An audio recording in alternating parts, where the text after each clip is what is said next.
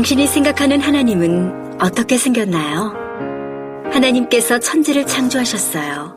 인간은 죄인이 되었고 우리들을 위해 아들 예수님을 보내셨죠. 예수님은 우리 죄를 위해 돌아가셨지만 부활하셨어요. 그 예수님을 잘 믿으면 돼요. 난 예수를 믿으니 거짓말해도 구원받을 거야. 성령님은 안 떠나. 죄를 지어도 하나님이 다 이끌어 주실 거야. 지금은 돈이 나중에 열심히 믿지 뭐. 주일 하루면 난 할 일 다 한 거야. 어떤 것도 죽기 전에 그럼 이제 회개기도 어떤 한번 죄도 하면 회개하면 용서가 돼? 될 거야. 그러니 거짓말쟁이야. 우와, 이건 괴물이잖아. 하나님께서 우리에게 주신 성경만이 하나님을 제대로 그릴 수 있습니다.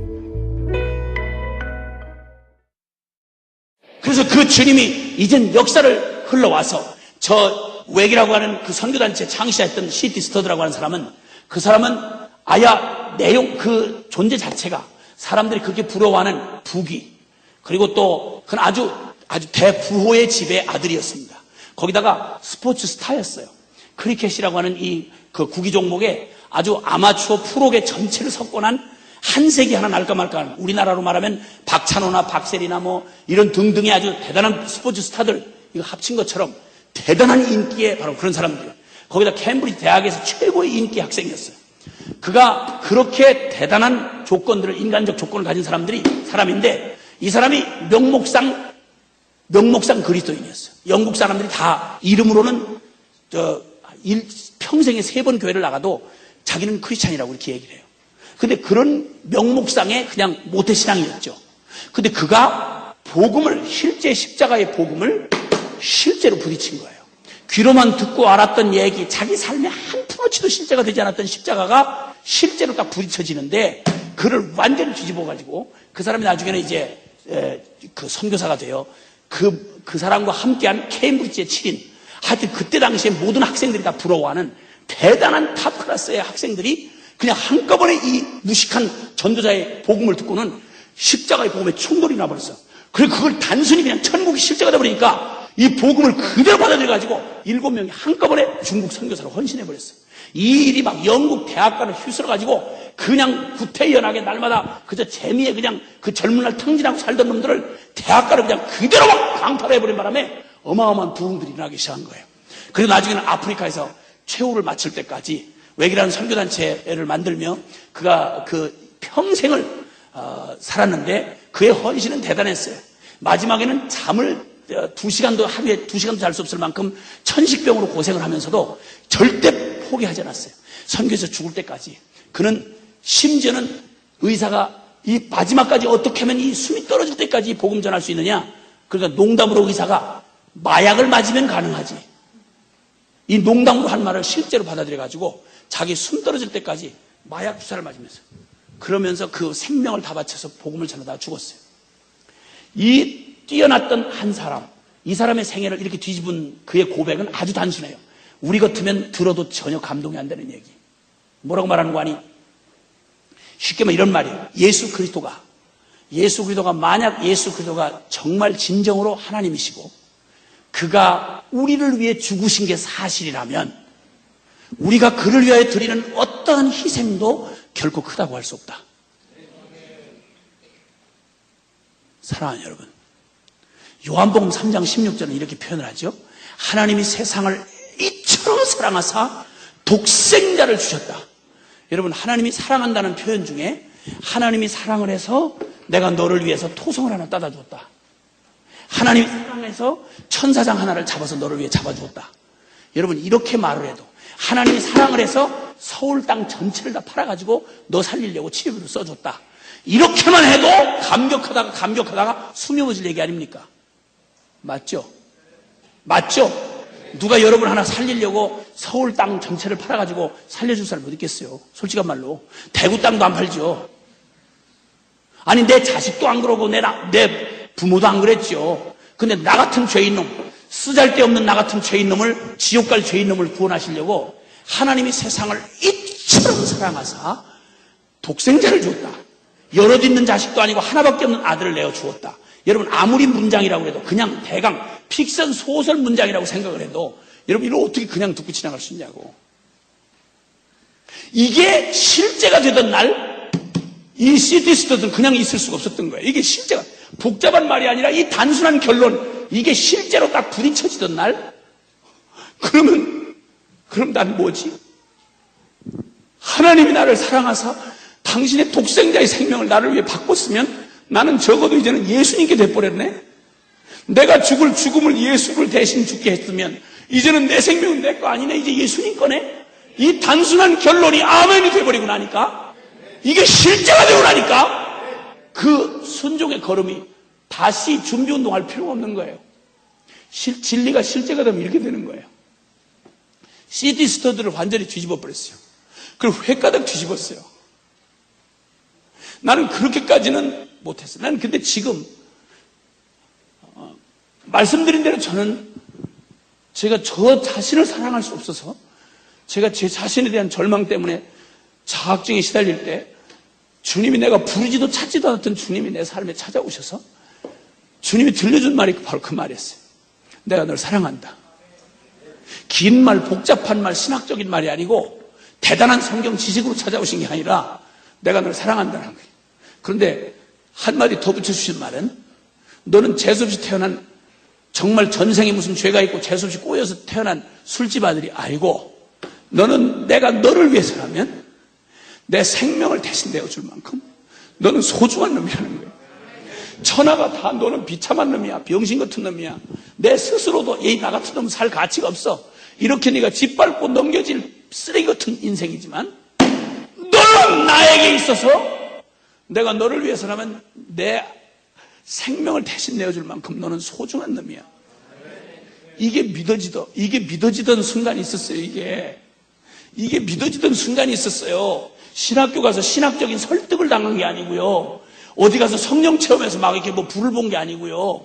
그리고 대단한 무슨 그때 한 맺혔던 가난, 이 비참한 이거 신분, 이 무슨 꼬인 가정 이런 문제 해결해 줘서가 아니고요. 단지 이 사실, 네가 어떤 자인지를 말해 주시는, 생각해 보세요. 천지를 창조한 조물주가 계시다는데, 이 조물주가 천지를 만드신 조물주라는 신이 세상에 가장 찌끄레기 쓰레기통 같은 나 같은 놈을 사랑하다 미쳐서 부모도 사랑을 포기했고 일가 친척도 다 외면한 나를, 나도 나를 사랑할 수 없어서 포기해버린 나를 사랑하다 미쳐서 당신의 가장 하나밖에 없는 아들을 나를 위해 죗값으로 대신 내어줬다니까. 이 세상에 이걸 인간 지성으로 알아듣고 감정으로 받을 수 있겠냐고. 이 사실이 그냥 받아들여진 것만 해도 제 삶을 뒤집기에 충분했어요. 이게 주님의 이 사랑이 믿어지던 순간, 그 한순간이 있었는데 저를 이렇게 휙 바꿔가지고 그 자살할 이유밖에 없던 저의 삶을 전부 살아야 될 이유로 바꿨어요. 저는 저희 아버지 돌아가시던 해 중학교 2학년 때 아버지가 비명 행사하고 돌아가셨어요. 가정이라고 따뜻한 가정을 제가 그림이 없어요. 저희 아버지가 돈 잘 벌고 이럴 때 저희 집안에서 보여준 건 전부 피말리는 술주정만 했지, 뭐 아버지라고 이렇게 불러서 정감이 가보는 그런 경험을 해본 적이 없어요. 근데 그 아버지가 나중에 술 장사에서 번 돈 다 어떻게 했는지 모르겠는데 완벽하게 찌그러져서 망해가지고는 우리를 알거지를 만들어서 뒷골목에다가, 주민등록도 없이 사는 사람들 뒷골목에다가 팽개쳐놓고 부담 없이 돌아가신 거야. 그 부담 없이 돌아가시는 거에 대해서는 우리 예수님하고 많이 닮았어요. 예수님도 제자들 한 대책 안 세워주고 그냥 가셨잖아요. 우리 아버지도 그랬어요. 그러니까 아버지가 확 쓰러지고 나니까 아버지의 술주정 없어진 것만 일어난 게 아니고, 아버지가 제공해주던, 아버지라고 하는 담벼락이 막아주던 세상의 바람, 아버지라는 그늘 밑에서 내가 먹고 살며 보호받았던 아버지의 그늘이 다 없어져 버린 거예요. 처절하게 한 끼 한 끼를 먹고 살아야만 했어요. 가난이라는 거 지긋지긋하게 경험했어요. 주민등록도 없이 사는 사람들의 그 비참한, 살 팔아가지고 고기 팔아가지고 사람 고기 팔아 인육 장사하듯이 이렇게 몸 팔아서 사는 사람들 틈에 마약, 술, 음란, 살인 이런 것들이 아주 일상이 돼버린 그 뒷골목에서 준비도 안 된 놈이 거기에 내던져진 채로, 저는 그때 중학교 2학년 때였어요. 아버지 죽음과 함께 모든 기회가 다 사라진 거예요. 중2가 저의 공식 학력이 전부예요. 제 꿈이 하나하나 차근차근 죽음을 확인해야 했어요. 비참하기 짝이 없었어요. 어떻게 나는 이렇게 죽을 수도 없는 이런 기가 막히는 거예요. 죽고 싶어도 있는 동생들이 불쌍해 죽을 수가 있어야지. 불쌍한 어머니 때문에 끝을 낼 수가 있어야지. 이러지도 저러지 못하는 나 때문에 내가 미워 견딜 수가 없는 거예요. 나 같으면. 그러던 나를 주님이 찾아오셔서 그런 나를 사랑한대. 문장도 논리도 안 맞는 얘기로 다짜고짜로 나를 사랑한대. 너를 위해 대신 죽을 만큼. 그때 그 사실이 믿어지던 순간부터 주님이 어떻게 설명도 안 되는 그 말을 믿어지게 하신 이후로 30년 세월이 훌쩍 더 넘은 거 지나갔는데 그때부터 미쳐가지고 날로 그 증세가 이제 심해져 가고 있어요. 그리고 그 주님은 지금 내게서 이런 고백을 받으시도록 됐어요. 저는 저의 생명보다 우리 주님 더 사랑해요. 저는 이 땅에 있는 어떠한 희망 없어요. 오직 한 가지 있다면 주님의 나라가 이 땅에 임하고 주님 선교가 완성되는 것, 그리고 주님이 나를 위해 예비해 놓으신 하늘나라에 신부되어 주님을 만나는, 신랑 돼서 주님 만나는, 신랑 되신 주님 만나는 이거 소망밖에 사실 없어요. 주님이 내 증인이세요. 언제 천국 데려가나 날마다 기다리면서 지금까지 살았어요. 그리고 주님이 너무 좋아서 주님 만나던 그때부터 누가 제자 훈련 시켜준 거 아닌데 제가 무소유로 살겠다고 작정했어요. 문자 그대로 주님이 나의 전부가 되셔야 한다고 생각했기 때문에, 그래서 그날로부터 지금까지 단 한 푼도 내 이름으로 갖지 않은 무소유로 살게 됐어요. 하나님이 바라지도 못했던 저에게 가정도 허락해 주시고 자녀들 다스려 주셨어요. 그리고 하나님이 그 주시는 은혜가 날마다 너무 감사했어요. 지금까지 가만히 생각해봐도 제가 한 가지 하나님 앞에 기쁘게 드린 거 한 가지가 있다면 어떤 상황에서도 감사를 했어요. 왜냐하면 저에게는 감사할 충분한 이유가 있기 때문에. 어떻게 나 같은 놈에게 이런 삶을 다시 허락해 주셨나. 지옥 갈 놈에게 천국을 주신 것만 해도 감사하고, 그리고 제 삶에 부여해 주신 하나님의 은혜가 너무너무 감격한데, 이 은혜에 사로잡혀서 실제가 돼서 아이들 낳는 대로 하나님 앞에 다 선교사를 바쳤어요. 하나하나 한 걸음 한 걸음 순종하면서 지금 주님 앞에 걸고 나아가고 있고, 그리고 그때 만난 주님으로 저 오직 미쳐서 이 주님 오실 날 그 길 준비하는 일에 주님과 동행하는 축복보다 더 큰 거 없다는 거, 온전치 못한 믿음이라도 그게 저에게는 실제가 됐어요. 그래서 미쳐가지고 살고, 지금은 또 동일하게 미친 여러 사람들과 함께 같이, 저희 순회선교단 식구들 모두가 다 저보다 더 세게 미쳤어요. 나 지금 겁나요. 너무 세게 미쳐가지고. 그래서 세게 미친 사람들하고 같이 저희가 다 같이 무소유를 선언하고, 다들 아야 순회선교단 들어오려면 무소유가 돼야 돼요. 그리고 들어와서 돌아갈 어떤 것도 남기지 않아요. 왜냐하면 우리가 믿는 하나님이 실제거든요. 우리의 천국이 실제고요. 그리고 우리와 동행하시는 주님이 실제고요. 그리고 그 주님이 우리 아버지라는 게 실제. 우리 육신의 아버지는 그 모자라는 아버지 노릇도 다 못하고 나 중학교 2학년 때 떠나갔어요. 근데 내가 만난 우리의 진정한 아버지는 내가 당신을 기쁘시게 할 때만 내 아버지가 아니라, 우리 내 육신의 아버지는 내가 잘할 때에도 술 주정하면서 때렸어요. 근데 내가 만난 진짜 우리 아버지는 내가 당신의 가슴을 가장 아프게 할 때, 주님의 가슴에 못 박고 돌아다닐 때에도, 주님을 더 이상 아프게 할 수 없을 만큼 배신할 때에도 주님이 여전히 내 아버지로 계셨어요. 그리고 여전히 너는 내 거라고 고백해 주셨어요. 그 사랑 때문에 내가 오늘 여기까지 올 수 있었어요. 수없이 넘어지고 자빠지고 깨져도 하나님 말씀하시기를, 넌 두려워 말라. 야곱아, 너를 창조하신 여호와가 이제 말씀하시느니라. 이스라엘아, 너를 조성하신 하나님이 이제 말씀하시느니라. 너는 두려워 말라. 내가 너를 구속하였고 너를 지명하여 불렀나니 넌 내 것이라. 넌 내 것이라. 이제 주님 철들어서 주님의 이 은혜를 받고 이제 나이를 먹어가면서 주님의 은혜가 깊어져 가니까 그 주님이 말씀하신 그 말을 조금씩 더 이해할 수 있겠어요. 더 실제로 더 이해할 수 있겠어요. 제게 있는 자식들 있잖아요. 제게 있는 후배들이 있잖아요. 하나하나 볼 때마다, 그 믿음의 걸음을 볼 때마다 넘어지고 엎어지는 그거보다 제 마음 안에는 어떻게 이 믿음의 결단을 하고 이렇게 걸어주나, 어떻게 이 복음 위해서 이렇게 이 젊음을 바칠 수 있나? 어떻게 주님의 복음을 위해서 이렇게 헌신할 수 있는가? 막 고맙기 짝이 없는 거예요. 감격이 되는 거예요. 지금은 주님이 이 부족했던 이 세상에 한 맺혀서 나 전생에 무슨 죄가 있어 나 이렇게 재수없이 이렇게 태어났나 원망하던 저의 삶을 바꾸어서 이 저주받은 술집 아들을 바꾸어 이제는 그렇게 불행하다고 생각하는 수많은 영혼들 전 세계를 쫓아다니면서 혼자 짝사랑하듯이 우리 주님이 나한테 그랬듯이 그렇게 쫓아다니는 선교사를 바꿔놓으셨어요. 저 같은 놈 그냥 잘 성공하게 내버려 뒀으면 뭐 하겠어요? 술집 했겠죠. 성공했다면 술집 했겠죠. 그 몸부림하면서 아버지 술버릇 배운 대로 했으면 이 세상을 얼마나 어지럽게 했겠어요. 나 같은 죄인놈 하나 바꾼 게 이 민족에 얼마나 유익이 됐겠어요. 아멘을 하세요. 제가 가지나 머리숱도 적은데 만약 내가 중이 됐더라면 여러분 이 열심 가지고 여러분 막대한 지장을 드렸을 줄 아세요? 감사 조건이 하나 더 늘어나는 거야. 내가 이 열심 가지고 내가 중됐더라면 어떡할 뻔했어요. 주님이 저 같은 거 예수 믿게 하셔서 어떻게 하다 전도하면 자살을 가던 놈이야. 보니까 버스에서 사형리 전하는데 이 자식이 나중에 그 복음을 그 자리에서 받아들이고 자살길에서 돌이킨 거야.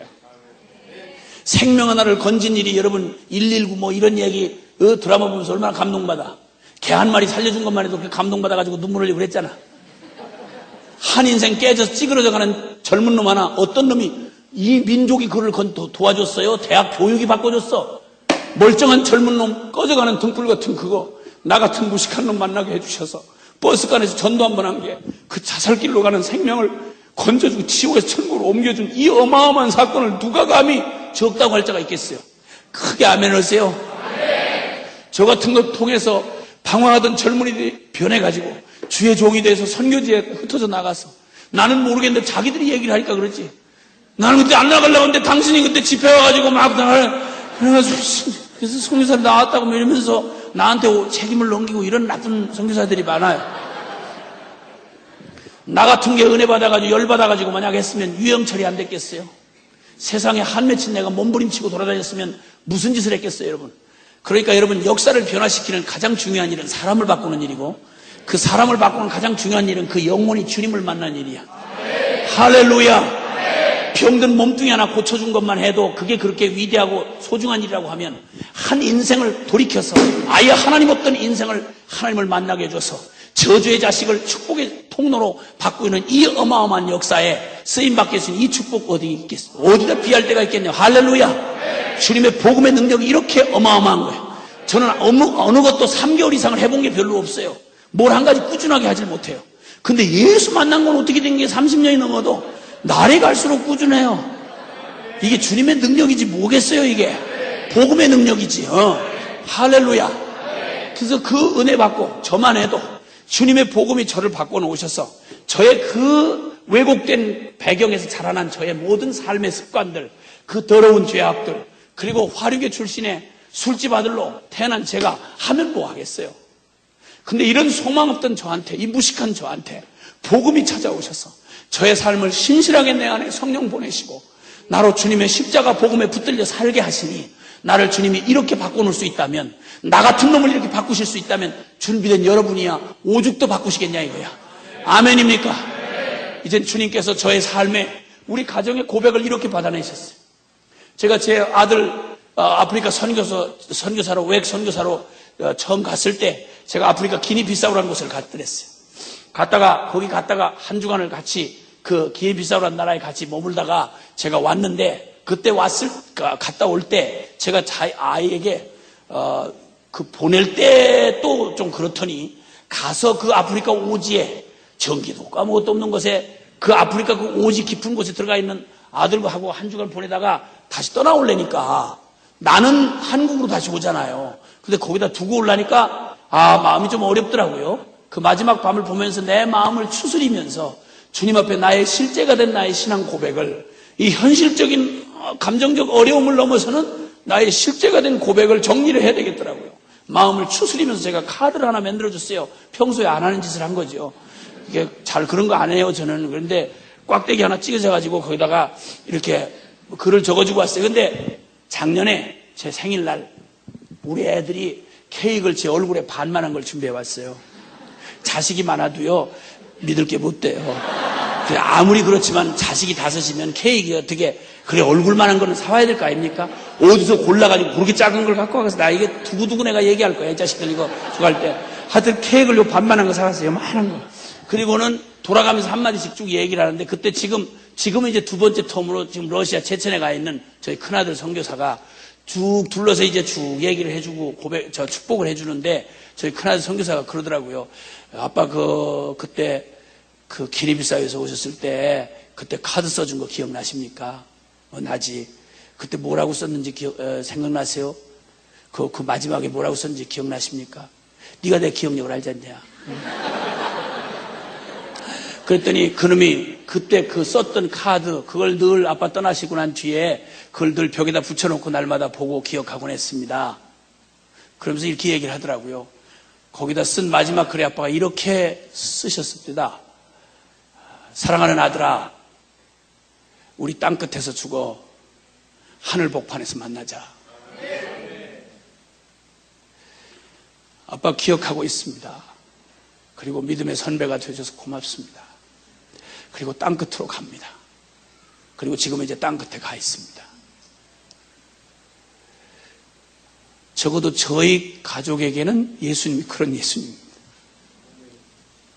2000년 전 갈보리 언덕에서 주님이 우리의 모든 복음이 되어주셔서 내 저주와 죽음을 다 끝내주시고 하늘 문을 열어주시고 하늘 아버지를 아빠라고 부르게 해주시고 하나님과 동행하는 그 기가 막힌 축복 다 준비해 놓으셨는데, 이 준비된 복음을, 다 완성된 복음을 듣질 못해서 전파하는 자가 없이 어찌 들으리요? 듣지도 못한 일을 어찌 믿으리요?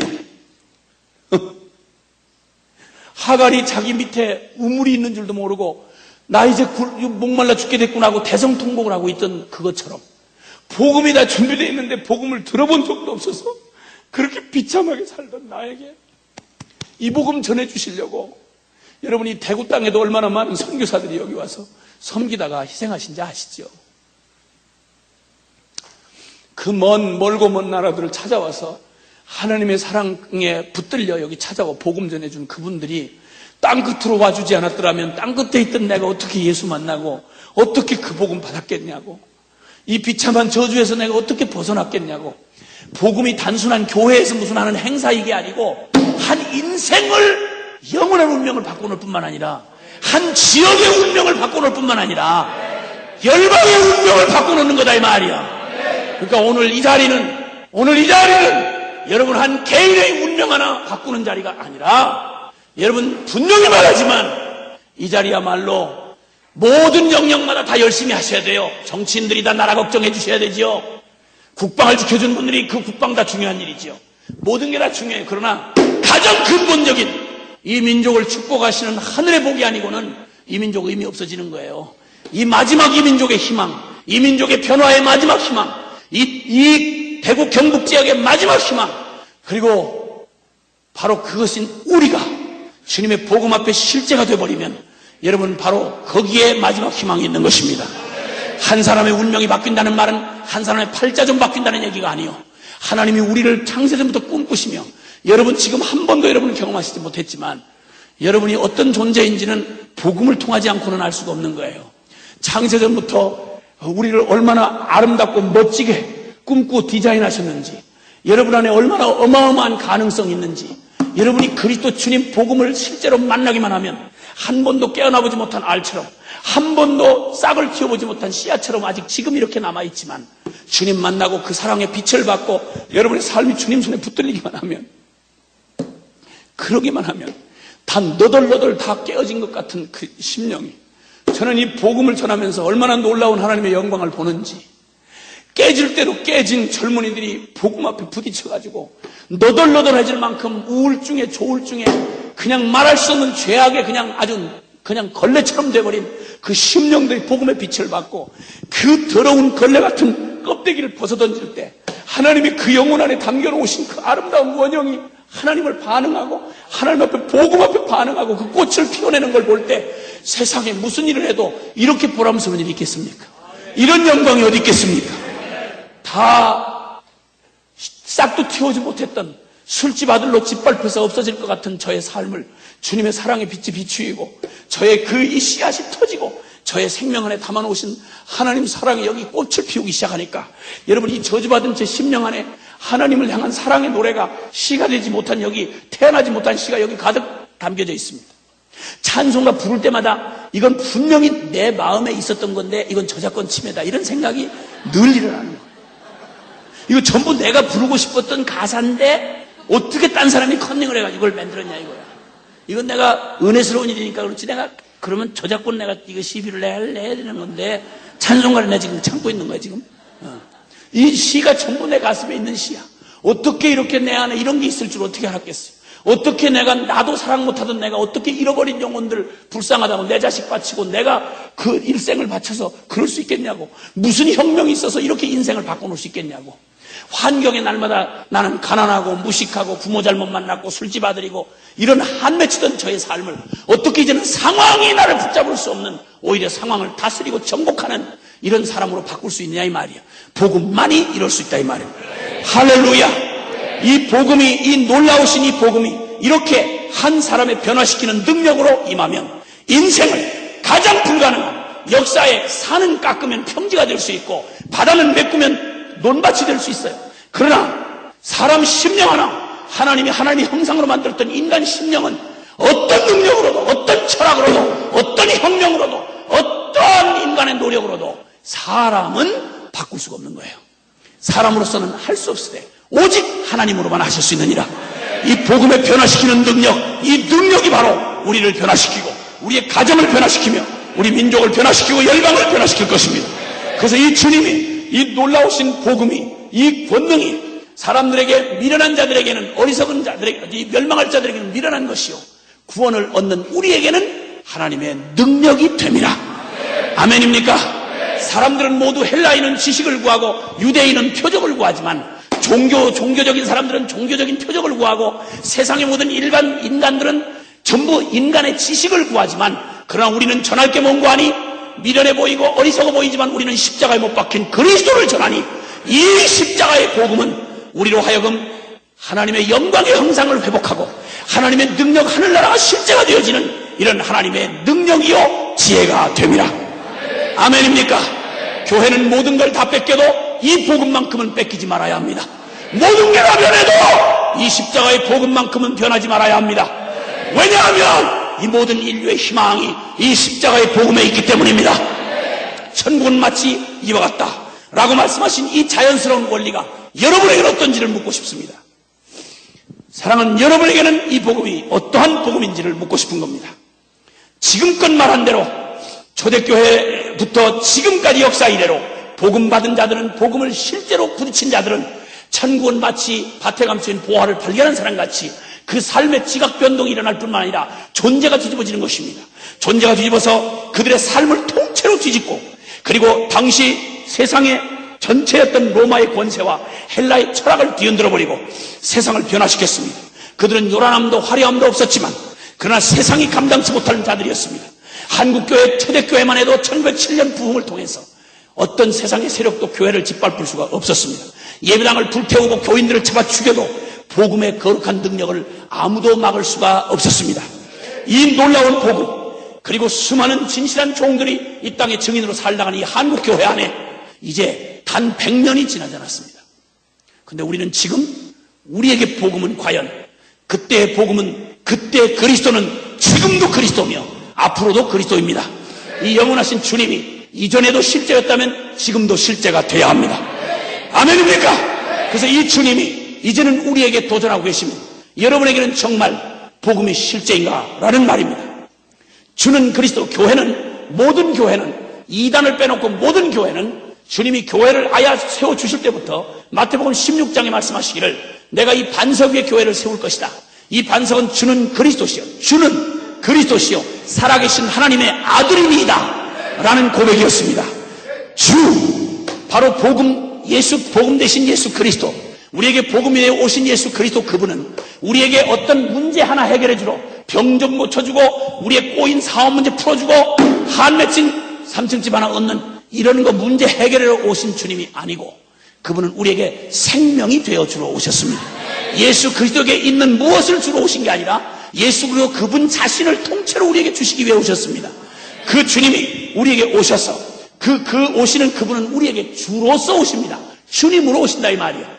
그분은 주님으로 우리에게 실제 주님이 되셔서 우리에게 주님이 되시기 위하여 오셨습니다. 그리고 그는 우리의 그리스도이십니다. 그리스도란 말은 우리를 구원하시는 구원자란 말입니다. 우리가 존재적인 생명의 필요를 가지고 있는 우리에게 우리의 존재를 바꾸시고 우리의 모든 자격을 바꾸시는 하나님의 실제이신 그리스도, 우리에게 생명을 주시는 그리스도가 되어 오셨다 이 말입니다. 그리고 그는 살아계신 하나님의 아들이라고 말합니다. 자, 그러면 이 세 단어가 다 우리에게 실제가 되어야 합니다. 복음이 실제가 됐느냐 하는 것을 무엇으로 알 수 있느냐? 여러분, 우리의 삶을 실제로 아까 제가 예를 드렸습니다. 하나님의 선하심이 나타난 우리의 생명은 어떻게 자연스럽게 반응하는 거 아니? 우리의 생명이 진정으로 천국이 실제가 됐다면 우리 삶에는 실제로 이것이 작용하게 되어 있습니다. 근데 제가 한 가지 불가사의하게 보는 한 가지 사실을, 제가 이 신앙생활을 해오면서 저는 밖에서 예수님을 만나고 들어온 사람이라서 교회 안에 들어와서 보니까 그 중에 교회 주인 노릇을 하는 사람들이 대부분 모태신앙이더라고. 안 모태 말고 모태신앙. 근데 이 모태신앙인데 이 모태신앙들의 특징을 내가 밤에 보니까 모태신앙은 뜨겁지 않다는 특징이 있습니다. 모태신앙은 뜨겁지 않습니다. 그리고 뜨겁지 않고 아는 게 많아요. 하도 주워들어가지고 서당계 3년 풍어를 엎는다고 어머니 뱃속부터 선택의 여지 없이 이렇게 예배당을 이렇게 끌려 나왔기 때문에 선택할 여지가 없었던 거예요. 내가 이렇게 선택할 수 있는 기회가 주어지지 않은 채 한 번 정해진 운명에 계속 밀린 느낌이 드는 거예요. 그래서 밀려서 이렇게 신앙생활을 하다 보니까 신앙생활인지 예배당 생활인지 모르겠는데 하여튼 그렇게 하다 보니까 이 모태신앙들이, 나는 모태신앙을 전혀 모르잖아요. 난 모태신앙을 무척 부러워했어요. 제가 찬송 부를 때 참 어려운 찬송가, 옛날에 주로 많이 불렀던 찬송가 중에 뭐냐면 이런 찬송가 가사가 있어요. 나의 사랑하는 나의 사랑하는 비록 헤어졌으나 어머니의 무릎 위에 앉아서 재미있게 듣던 말 이 책 중에 있으니 나 이 성경을 사랑합니다. 뭐 이런 얘기 있잖아요. 나는 어머니의 무릎에 앉아볼 만큼 한가하게 자란 적도 없고, 그리고 자분자분 우리 어머니가 성경 얘기해주면서 나한테 그렇게 해줄 만큼 그렇게 환상 같은 이런 삶은 아야 내 운명하고는 거리가 멀어요. 우리 어머니가 욕을 참 잘했어요. 성경 말씀을 해주신 게 아니라 욕을 주로 했어요. 보통 하는 말이 연병할 놈이에요. 보통 부르는 말이 연병할 놈, 입이 붙었어. 그러다가 조금 열받으면 육실할 놈 이래. 육시한다는 말이 난 좋은 말이지. 우리 어머니가 얘기를 했으니까 나 믿었어요. 좋은 말인 줄. 그 나중에 사전에서 찾아보니까 6토막 내 죽이는 걸 육시한다는 거야. 육실할 놈이란 말이 6토막을 내서 죽일 놈 이런 말이야. 이렇게 욕을 무지막지해 나한테. 우리 어머니가 계모가 아니고 생모예요. 근데 그 어머니가 그따구 소리 했다니까. 그리고 내가 아주 나한테 기껏 내가 이쁠 때, 내가 가장 어렸을 때 너무 이뻤대요. 지금 말고 어렸을 때, 그것도 여러분이 보기에 그런 게 아니라 우리 어머니 보기에 그랬다는데 뭘 왜 기분 나빴어요? 왜? 우리 어머니 보기에 그렇게 내가 귀여웠대네? 아니 꼭 깨물어주고 싶을 만큼 내가 이렇게 오동통통통 할 때로 귀여웠대요. 아니 터뜨리고 싶을 만큼 내가 이렇게 아주 오동통 그렇게 귀여웠대네. 근데 그렇게 귀엽고 이쁠 때 우리 어머니가 나한테 표현하시는 게 뭐라고 하니? 망할 놈의 새끼가. 제일 이빠이 이쁠 때 나를 망할 놈의 새끼라고 그런다니까. 이런 집구석에 자랐는데 내가 나중에 예수를 믿고 안모태로 믿고서는 어머니의 무릎 위에 앉아서 재미있게 듣던 말 이 책 중에 있으니 이 책 구경도 못 해봤어. 욕만 이빠이 들었지 내가 무슨 성경 얘기 들어본 적도 없어요. 이런 얘기 노래 부를 때마다 이게 어려운 거예요, 마음에. 그리고 또 이런 노래, 사철의 봄바람 불어 있고 하나님 아버지 모셨으니, 이 가사하고 정반대야.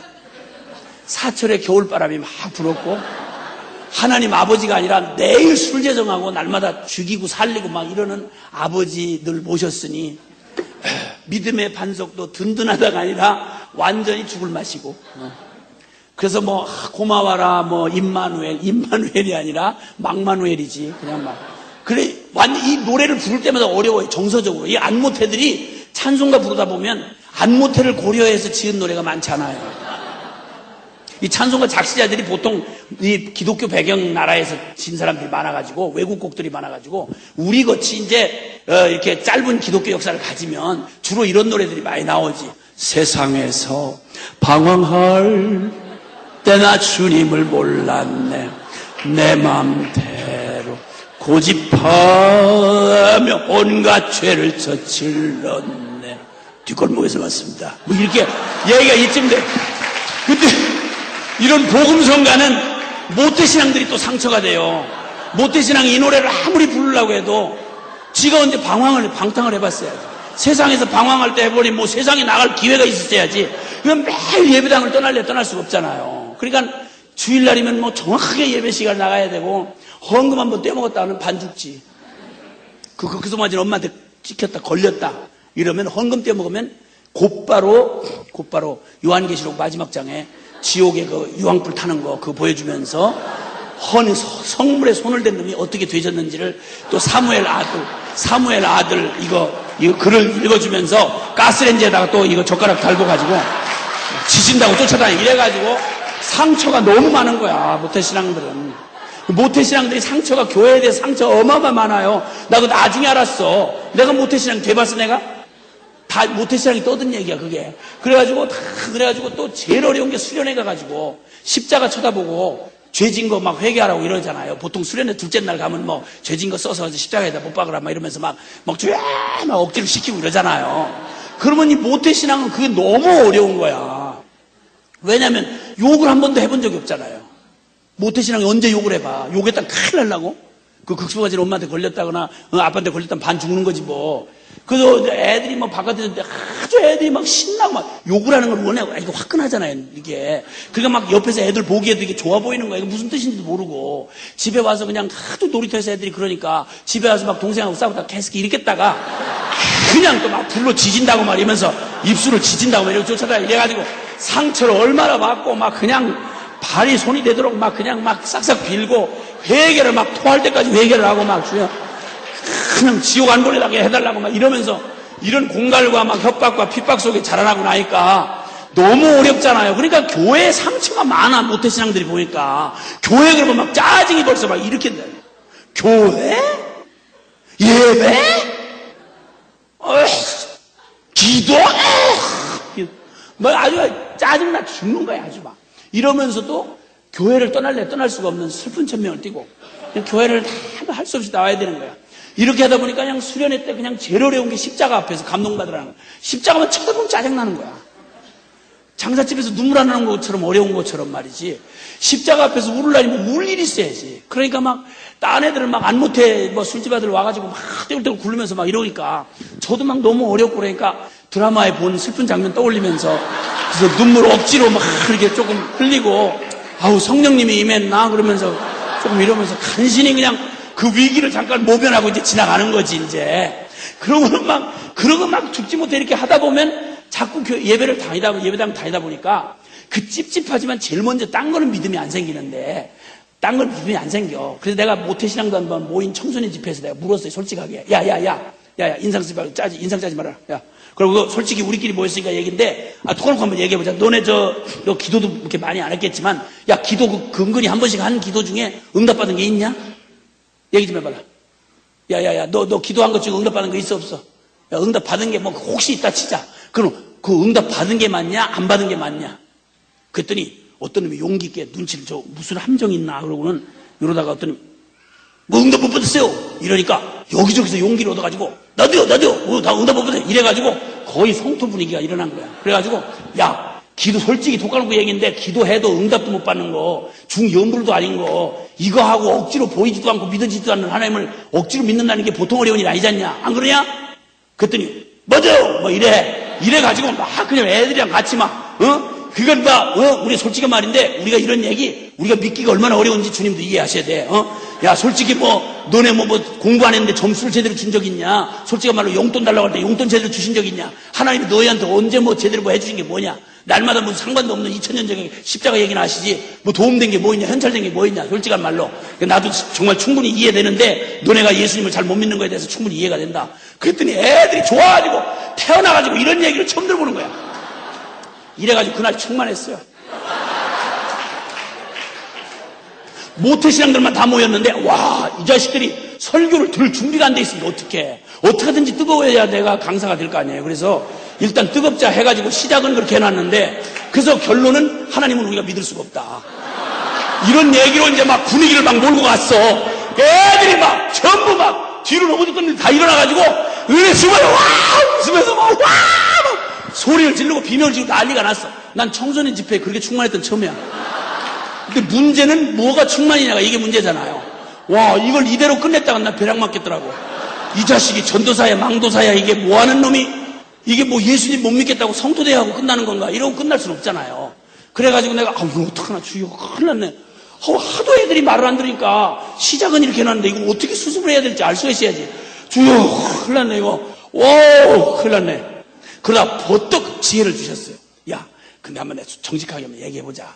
우리가 솔직한 말로 너네 한번 양심적으로 한번 생각해봐라. 내가 지금까지 얘기한 거 다 사실인데 너네가 하나님을 믿기가 어려운 건 충분히 이해가 된다. 근데 한번 우리 정직하게 생각해 볼 때, 그럼 너네가 하나님을 믿기 어려운 것도 사실이지만 하나님이 너 같은 놈 믿기도 어려우시겠지? 그 어떤 게 더 어렵겠다고 생각하냐? 너 같은 놈을 하나님이 믿어주기가 더 어렵냐? 네가 하나님을 믿는 게 더 어렵냐? 한번 양심적으로 생각해보자. 그랬더니 가만히 숙연해지더니 가만히 해서 저도 지가 생각하기에도 저 같은 놈을 하나님 믿어주기 어렵겠다는 생각이 드나 봐. 그러니까 잘 생각하더니 뭐 하나님이 더 어려우시겠죠 뭐. 이러는 바람에 그날 막 그냥 막 이 자식들아 너가 어떻게 살았네 이것들을 그냥 이러면서 막 폴폴 뛰고 난리해서 얘들이 다 막 헌신하고 뒤집어지고 난리가 났잖아요. 글쎄 큰일 날 뻔해. 그때 아찔했어 나 그때. 이야 아찔했어. 하여튼 아찔했어. 뭐 얘기하다 이랬지? 모태신앙들이 그렇다 이거야. 그렇게 믿기가 어려운 거야. 근데 정말 재수없지만 제일 먼저 생기는 그 찝찝한 믿음이 뭐냐면, 혹시 지옥이 진짜 있으면 어떡하지 이거. 딴 믿음은 거의 안 생기는데 지옥이 아주 없다고 확신할 수 없는 거, 이게 어려운 거야. 이래서 모태신앙이 예배당을 못 떠나는 거야.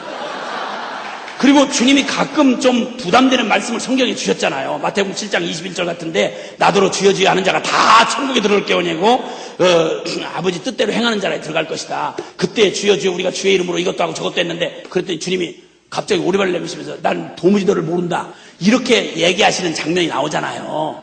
에? 이런 거 한 번씩 간이 떨어지게 이런 구절 한 번씩 나오면 모태신앙이 아찔한 거야. 아우 큰일 났네. 주님 모른다고 하면 큰일 나. 진짜 어떡하나 진짜. 이래서 할 수 없이 가장 못 봤다고 할 수 없는 가장 잘 보이는 라인에 앉는 거야. 그래서 언제든지 가장 공적 예배, 모든 만인이 다 아는 대예배, 주일 대예배에 가장 잘 보이는 자리, 절대 나 그냥 못 봤는데 이렇게 할 수가 없는 가장 잘 보이는 자리, 거기를 해서 혹시나 마지막 날에 주님이 난 너를 도무지 못 봤다 이러시면 그때 다 물어보세요. 그때 나 거기다 주일날마다 나온 거 다 아는데 다 물어보세요. 이렇게 이제 얘기할 수 있도록 가장 잘 보이는 자리에 앉는 건 모태신앙이야. 그리고 또 모태신앙은 또 한 가지 아는 게 많아가지고, 자기가 이렇게 오랫동안 신앙생활 하다 보니까 한교에서 오래 자라다 보니까 그 중에 은혜를 좀 세게 받았다고 해가지고, 주여 내가 여기 있사오니 이렇게 일어났던 그 재수없는 집사님이 나중에 선교지 끌려가서 고생 새빠지게 한다는 얘기를 알잖아요 다. 그러니까 은혜를 받아도 절대 하나님한테 붙들리면 안 된다, 이런 생각을 아주 확실하게 갖고 있는 거야. 그래서 어떤 은혜의 순간에도, 결정적인 순간에는 일단 나오긴 나와야 돼. 왜냐면 주님 못 봤다고 그러면 큰일 나니까. 이게 보이는 자리에 있을 때 절대 아무리 감동이 세게 와도 절대 나는 일어나진 않는다. 난 절대 헌신하진 않는다. 이런 생각을 아주 꽉 하고 아랫배에 힘을 꽉 주고, 그리고 절대 흔들리지 않고, 이런 못된 신앙들이 많더라고. 그러다가 잘 지켰는데 나이 40 넘을 때까지 아주 기가 막히게 잘 피하다가 아차 이제는 넘어갔겠구나 싶었는데, 그냥 그때 걸려드는 바람에 그때 졸다가 일어났는데 글쎄 그게 선교사 헌신한 자리였대. 그래가지고 졸다가 일어나서 보니까, 나중에 알고 보니까 이게 선교사 헌신하려면 일어나라고 하는 그 자리에 일어났대 글쎄. 그래가 나는 그때 정신이 아닌 채로 난 비정신적인 상태에서 그랬으니까 아니에요 이건 아니라고 막 이래도, 우리 주님 워낙 또 순수하시잖아요. 그래가지고 꼭 사업이 안 되고 꼬이고 그러면 꼭 그 비 부슬부슬 오는 날 주님이 이상하게 마음의 감동으로 찾아오셔가지고, 너 그때 왜 일어났니? 너 그때 왜 일어났니? 나는 그래서 받았는데 나는 받았는데. 이래가지고 막 견딜 수가 없어가지고 선교지에 끌려나간 재수없는 사람이 있어요. 그래가 막 그렇게 얘기하는 선교사님들 내가 들어봤어. 그러니까 모태신앙이 마지막까지 잘 지켜야 돼. 오늘 저녁에 안 변해도 죽기 전에 어느 순간에 걸려들지 몰라. 그러니까 기왕 저거 할 거면 우아하게 오늘 뒤집어져야 돼. 할렐루야. 나 이런 모태신앙들, 이 불가사의한 일들 말이죠. 어떻게 예수를 믿는데 그리고 아무 일도 없었다. 나 이게 도대체 이해가 안 되네. 30년을 양보하고 이해를 하려고 해도 이해가 안 되는 불가사의 기적 중에 하나가 예수를 믿는데 전혀 중심이 안 바뀐 채로 늘어놓는 말로, 이거 흔한 말로 여러분 많이 들어보셨을 거예요. 여러분도 여기 모태신앙들이 많은 줄 알아. 대강 이렇게 얼굴 보면 어지가 알아. 모태신앙은 교회 나오면 겁이 없어. 얼굴에 거기가 자기 마당이니까. 그리고 절대 변하진 않아. 그리고 아주 감동 잘 안 받는 사람들, 아주 반질하고 아주 반들한 사람들 모태신앙이야. 그런데 지금 표정 바꾼다고 소용없어. 내가 다 봤어. 내가 이미 다 봤어. 그러니까 그러지 마요. 근데 모태신앙이 자기 스스로 뭐라고 그런 거 아니? 난 모태신앙이라는 본래 뜨겁질 않대. 아주 이지적이고 설교를 딱 들으면 벌써 평가하고 이런데 자기는 모태신앙이라 안 뜨겁대. 모태신앙 이꼬를 안 뜨겁다. 이게 공식이야. 그리고 지가 그렇게 떠벌려 놓고 지 스스로 또 이상한가 봐. 말해놓고도. 그러니까 변명이라고 궁색하게 하는 게 뭐라고 하냐면 나는 모태신앙이 뜨겁진 않은데 그러나 장점이 하나 있는 건 꾸준하대. 그러니까 모태신앙은 안 변하고 계속 1학년으로 계속 1학년이야. 30년 전에도 1학년, 20년 전에도 1학년 변하질 않아. 그러면서도 자기는 절대 신앙이 있대. 왜냐하면 그 증거로 내놓는 얘기가 뭐냐면 교회 나온다는 거예요. 교회를 떠날 수가 없다는 거예요. 술을 살짝 하지만 교회를 나온다는 거예요. 그 다음에 또 인터넷 이렇게 좀 미쳐있지만 그래도 가끔 어려우면 마음이 좀 동하고 좀 궁하고 어려우면 와서 조금 눈물도 조금 나오면서 기도를 한다는 거야. 가끔. 아주 가끔. 예수님이 나중에 너 누구냐 이렇게 찾기가 어려울 만큼 가끔. 그런 것 때문에 나는 아주 신앙을 버린 건 아니라는 거예요. 그 다음에 아야 또 한껏 또 믿음을 확신을 갖는 것도 뭐냐면 교회고 나발이고 그냥 뭐 지 멋대로 살면서도 나는 언젠가는 교회 나가야 된대. 그러기 때문에 나는 믿음을 가지고 있는 거예요. 이런 얼어 죽을 놈의 믿음은 결코 없어요. 이 속임에 속아 있는 것 때문에 변하지 않는 거예요. 분명히 기억하세요. 내가 분명히 말씀드리는데 천국은 마치 이와 같으니 절대 천국이 실제가 되면 실제라는 이론하고 내 삶하고 다를 수가 없다는 거예요.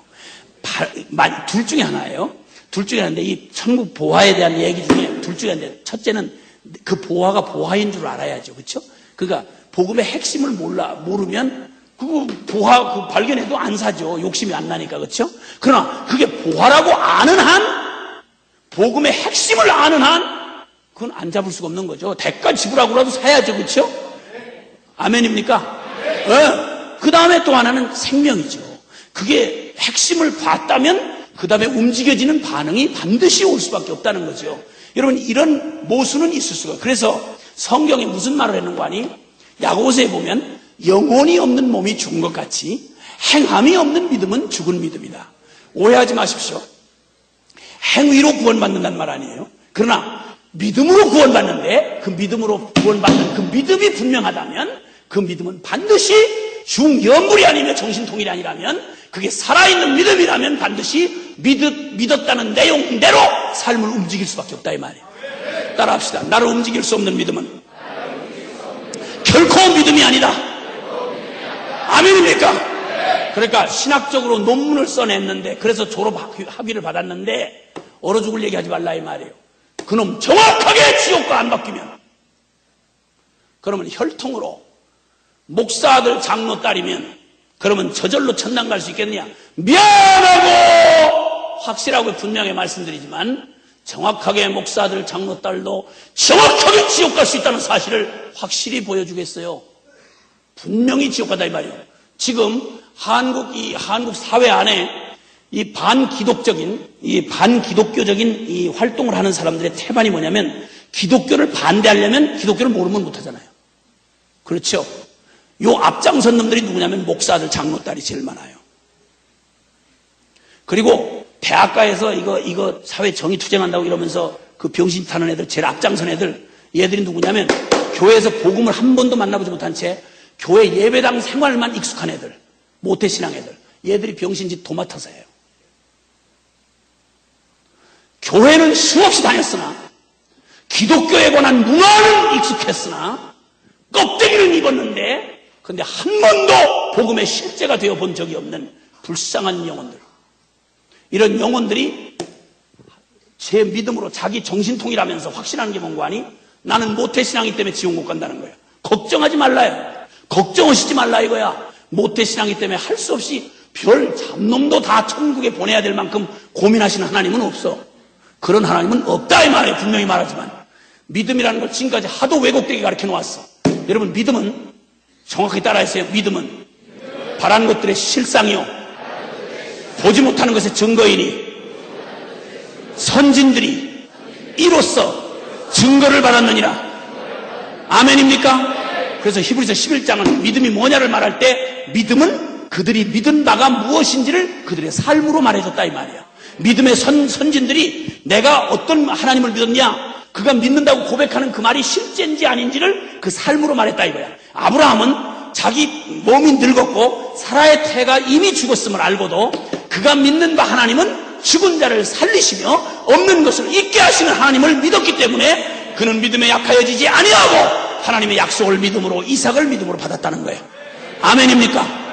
그 믿음으로, 그 행위로 보니까 아브라함이 뭘 믿었는지를 보게 됐다 이거예요. 그건 믿음이란 바라는 것이 아니고 바라는 것이 실상이 된 거, 이게 믿음이다 이 말이에요. 아멘입니까? 믿음은 저 보지 못하는 것의 증거다 이랬어요. 보지 못하는 것을 바라는 이것이 증거가 돼버린 거예요. 삶으로 드러났다 이 말이에요. 그러면 고스란히 말하면 믿는다고 말할 때는 철저하게 믿는 내용과 대상이 정확해야 돼. 안 그러면 자기 정신통일인 거예요. 내가 나는 믿어졌는데 이게 중요하지 않아요. 믿어지는 거야. 사기꾼 말도 믿어져서 사기당하지 않습니까? 사기꾼 말도 안 믿어지면 사기 안 당하죠. 그렇죠? 믿음은 그런 게 아니에요. 자기 확신, 자기 정신통일이 아니라 믿음은 뭘 믿어야 되는 거 아니? 진리를 믿는 믿음이야. 아멘. 그래야 내가 믿음이 헛되지 않고 사기당하지 않는다 이 말이에요. 그러면 내가 믿는 믿음의 내용이 뭐냐는 거예요. 복음이 뭐냐는 거예요. 이제 하나님은 정말 내게 살아계신 하나님인가? 실제 복음은 나의 실제인가? 이 사실 앞에 여러분 정직하게 직면하지 않으면 그러면 나 스스로 속다가 성경은 어디에도 내가 그렇게 대강 꿰맞춰서 편리한 대로 믿은 대로 그렇게 만들어주는 곳이 하늘나라가 아니에요. 하늘나라는 나한테 맞추는 하늘나라가 아니라 내가 하늘나라에 맞춰야 돼. 아멘입니까? 그래서 이제 정직하게 우리가 부딪혀 서야 되는 거예요. 정직하게 부딪혀 서야 되는데 내가 정말 하나님을 경외하는 사람인가? 나는 정말 이 복음이 나의 실제가 된 사람인가? 이 사실에 대해서 정확하게 부딪혀야만 여러분 복음이 실제 우리의 능력으로 우리의 삶에 나타날 수 있다 이겁니다. 한 번도 복음을 실제로 부딪히지 않았기 때문에 복음의 능력을 경험한 적이 없어. 경험한 적이 없다 보니까 내가 억지로 믿어줘야 되려니 이것보다 죽을 노릇이 어디 있겠어요. 이것보다 고통스러운 일 어디 있겠냐고. 이건 너무 힘든 거예요. 이래서 억지로 예배당 나와줘야 되고 믿어줘야 되고 직분 받아줘야 되고. 교인들 지금 한국교회에 여기 우리 저 형제님들 많이 오셨는데 여기 오신 분들은 그래도 대부분 그래도 믿음이 있으셔서 오셨겠죠. 근데 한국교회 대부분 남자들이 교회 나올다고 할 때는 남자가 예배당 나오기가 쉽지 않습니다. 우선 일반적인 조건으로도 여자보다는 남자가 어렵죠.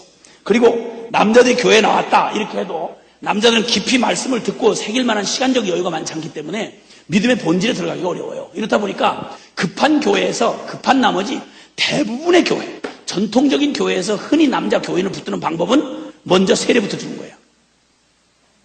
그렇죠? 그렇죠? 대답을 안 한다고 상황을 피해갈 수는 없어요. 여러분들 아마 대부분은 여러분 세례 받으실 때 정확하게 이 세례를 왜 받는지, 무슨 그 세례 고백이 실제 내 것이 됐다는 확신이 있어서 받으셨는지 대부분의 경우 남자들은요 손사래를 칩니다. 아유 나 준비 안 됐어요. 아유 싫어요. 이거 받으면 큰일 나는 줄 알고 저 절간에다 이름 올려놓는 줄 알고 그냥 안 받으려고 난리를 치죠. 그러면 막 옆에 마누라가 막 핍박을 해가지고 아우 진짜 창피해 죽겠네 진짜 아우 정말 안 받으려면 도와주라 이래가지고 아니 그 여자의 핍박에 못 이겨서 차라리 이 여자한테 말려 죽느니 차라리 예수한테 맞아 죽는 게 낫겠다 이렇게 하고는 그래서 이제 세례를 받아주고 세례 받아주고 한 1년 지나면 아우 집사 해달라고 막 부탁을 하는 바람에 집사 해주고 시간 지나서 장로 안 한다고 그러는데 장로 해달라고 부탁하는 바람에 장로 받아주고 대부분의 개척교회 같은 경우는 이런 예가 적지 않이 많죠. 독아놓고 말해서 그렇죠. 전도를 위해서 한다고 하는 얘기도 견해에 따라서 제가 비판하자고 하는 얘기는 아니지만 여러분 솔직한 말로 세례는 더도 덜도 말고요. 성경이 분명히 말하는 대로 세례는 복음의 가장 중요한 핵심을 그 삶의 진정한 믿음으로 확증하는 최고의 기회입니다. 이때를 그냥 형식으로 지나간다고 이래놓으면 다른 신앙생활할 때 이 복음의 진리와 정면으로 부딪힐 기회를 주기가 정말 어려워요. 그런데 이걸 교인 하나 만드는 수단으로 이걸 써버린다거나 예를 들어서 저 군대 가서 그냥 아이고 훈련병 시절에 그냥 죽겠는데 훈련소에 죽겠는데 거기 요구르트하고 초코파이 준다고 해서 그냥 덜렁덜렁 따라가는데 갑자기 그냥 막 나타나시더니 그냥 손에다 물을 찍어가지고 맞박을 탁 때리면서 성부와 성자의 성령의 이름으로 세례를 주느라 이러면서 그냥 초코파이하고 요구르트하고 맞박 한번 이렇게 맞는 거 하고 이렇게 해서 세례를 주었으니 이 세례의 의미를 다시 재검토해서 세례를 거기다 각인시키려고 하면 얼마나 어렵겠냐 이거야. 사람들이 결혼식을 하는데 그냥 결혼식 그냥 대강 일단 한번 그냥 결혼 한번 해보자야. 이렇게 하고 나서 나중에 생각나면 살자야 이렇게 안 그러잖아요. 그렇죠? 결혼식을 할 때는 그 결혼이 성립되는 모든 조건이 다 성립된 다음에 최종으로 하는 게 결혼식이잖아요. 확증을 하는 게 결혼 선포가 결혼식이잖아요. 맞습니까? 그러면 세례라는 말이 무슨 말인가? 로마서 6장 3절 4절에 보면 복음의 가장 중요한 핵심을 말하고 있는데 너희가 세례를 받은 것은 예수와 합하여 세례를 받음으로 그와 함께 장사되었나니. 그러니까 무슨 신앙 고백을 내가 공적으로 하는 거냐면 내가 세례를 받는다고 할 때 이게 물 아래 잠기는 걸 말하는데 이걸 죽음을 말하는 것입니다. 나는 옛사람 예수 없이 살던 나의 이 존재는 갈고 닦아 고칠 수 있는 존재가 아니라 하나님의 영원한 심판을 피할 수 없는 완전한 죄의 장아찌입니다. 나는 영원히 심판받아야 합니다. 이 심판을 피해갈 수 없어 하나님 거룩한 하나님이니까 이 심판을 내 자격이 되어 내 이름으로 예수 십자가에 죽을 때 사실은 예수님이 나를 위해 죽었으니 내가 죽은 것과 똑같습니다 하고 내가 나의 죽음을 받아들입니다 라는 말로 물 아래 잠기고 그 다음에 이제 나는 내가 아니고 내 안에 나를 위해 죽으시고 부활하신 예수 그리스도가 나의 문제 해결사 이게 아니라 나의 존재 전부가 되어 내 생명 전부가 되셔서 나는 죽고 이제는 예수님이 진짜 나의 주인이 되셔서 내 안에 사시게 됨을 믿습니다. 이 고백으로 받는 게 세례야. 아멘입니까? 이단이 아닌 한 이거에 대해서 대답 안 할 수가 없죠. 이 고백인데 이 고백이 얼마나 우리의 중요한 고백이냐 이 말이야. 그런데 이걸 대강 갖다가 교인 붙들기 위해서 아니면 대강 그냥 남자 붙들기 위해서 이렇게 해서 대강 주는 세례였다고 그러면 이 기가 막힌 책임을 어떡할 거냐 이거예요. 이 기가 막힌 책임을. 제가 경기도의 모 교단에 총회장님이 나오신 아주 그 교단의 중요한 교회가 있습니다. 큰 교회는 아닌데 굉장히 역사적으로 의미가 있는 교회입니다. 그 교회 가서 제가 이제 집회를 했어요. 4월 동안. 집회를 했는데 장로님이 7분인가 8분인가 돼요. 거기 장로님이 계신 장로님이. 근데 그 중에 제일 핵심 장로님 2분이 집회가 맞춰갈 즈음인데 그 당회장 목사님과 함께 저한테 아주 참담한 얼굴 표정을 하고 저에게 고백을 하시기를 제가 다른 얘기 안 하고 이 복음의 본질에 대한 얘기를 제가 나눴습니다. 그랬더니 이분들이 다 모태신앙 출신의 장로님들이에요. 그래서 그 중에 제일 목사님의 핵심 장로로 쓰고 있는 젊은 분이 그 어머니 권사님의 평생의 한 맺힌 기도가 아들 장로시킨 거야. 그래서 그분이 이제 거기서 저한테 얘기를 하는데 큰 충격을 받고 말씀하시기를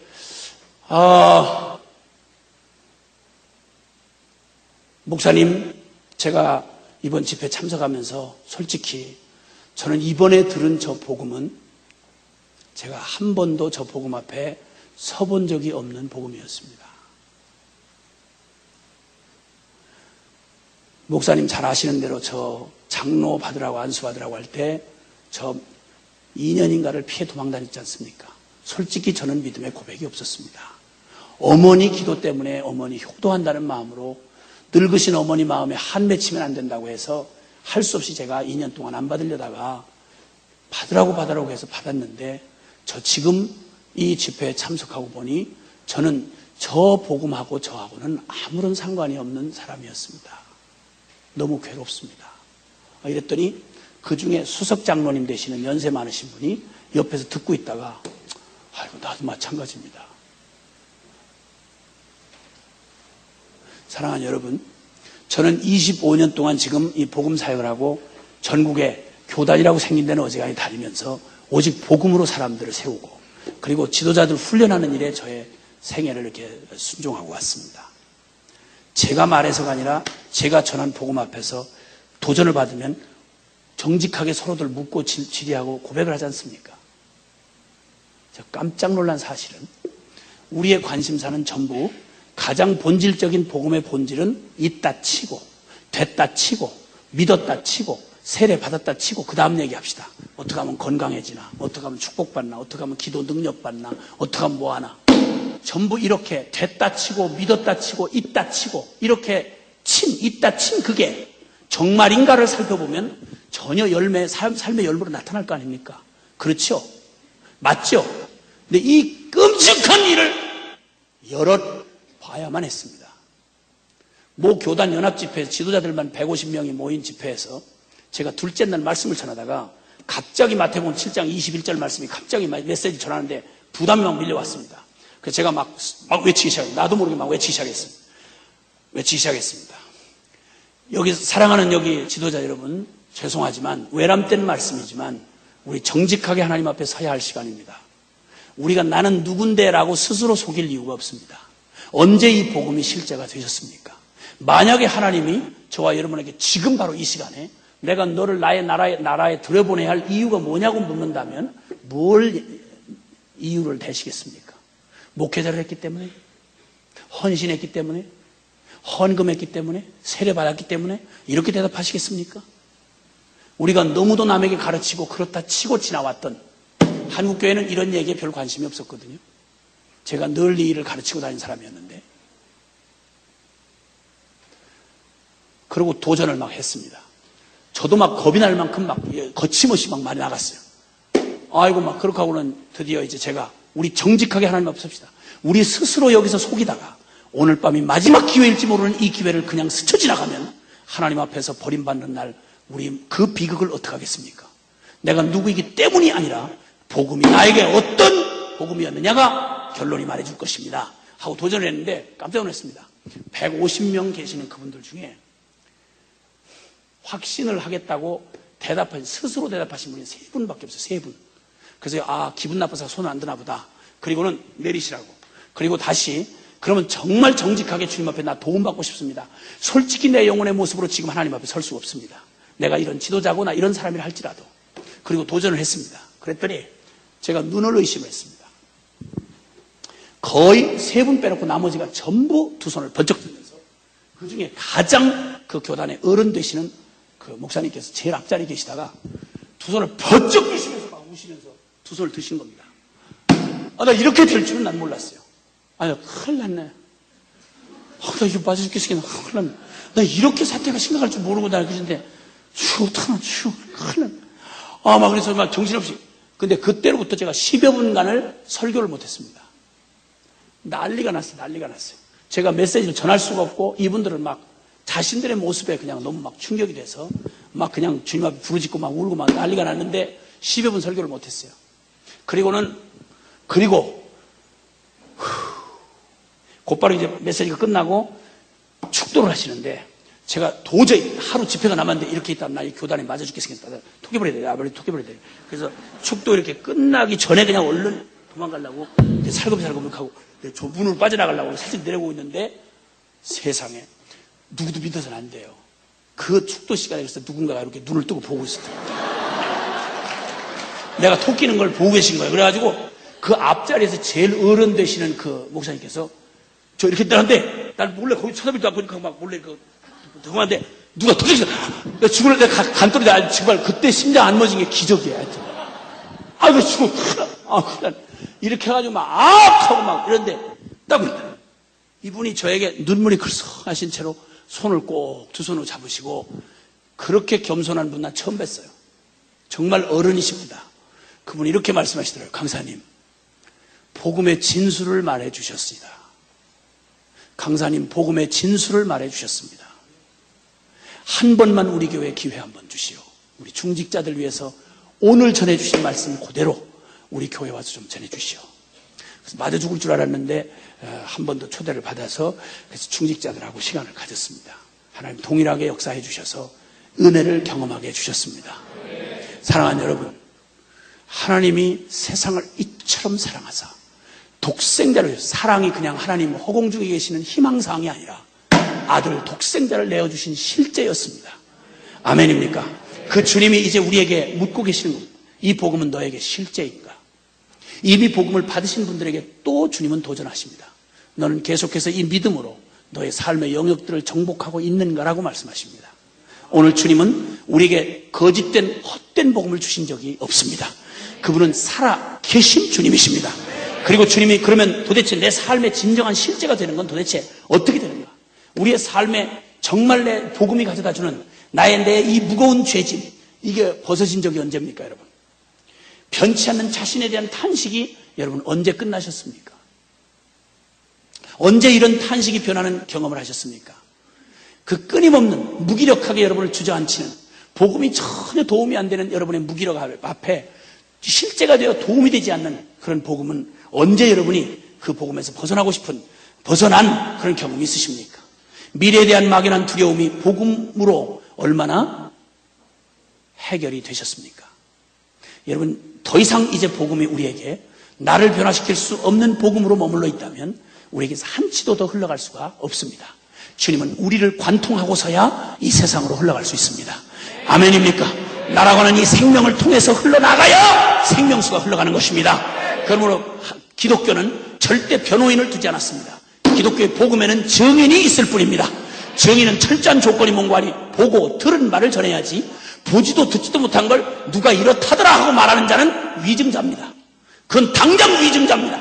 증인의 첫 번째 조건은 보고 들어야 합니다. 복음에 관해서 신학적 지식을 떠드는 놈이 필요한 게 아니라 복음이 내 안에 실제가 주신 그리스도, 그 그리스도를 증언하는 이 증인이 필요할 뿐입니다. 아멘입니까? 이 주님께서 이 복음을, 완전한 복음을 준비해 놓으시고 우리에게 가장 중요한 본질 앞으로 우리를 초대하고 계십니다. 그러면 도대체 이 실제가 되는 일이 뭐냐?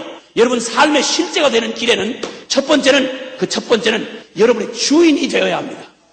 여러분, 돈이 주인인 사람은, 돈을 주인으로 삼은 사람, 이런 사람은 자기가 주인이라고 하든 말든 돈이 주인의 자리를 딱 차지한 사람은 돈이 언제든지 실제입니다. 그렇죠? 그는 언제든지 무슨 일을 해도, 심지어는 성직으로 교회의 목회 자리를 찾아갈 때에도 사례비가 얼마냐에 따라서 찾아갈 수도 있다 이 말입니다. 비극적일 수밖에 없습니다.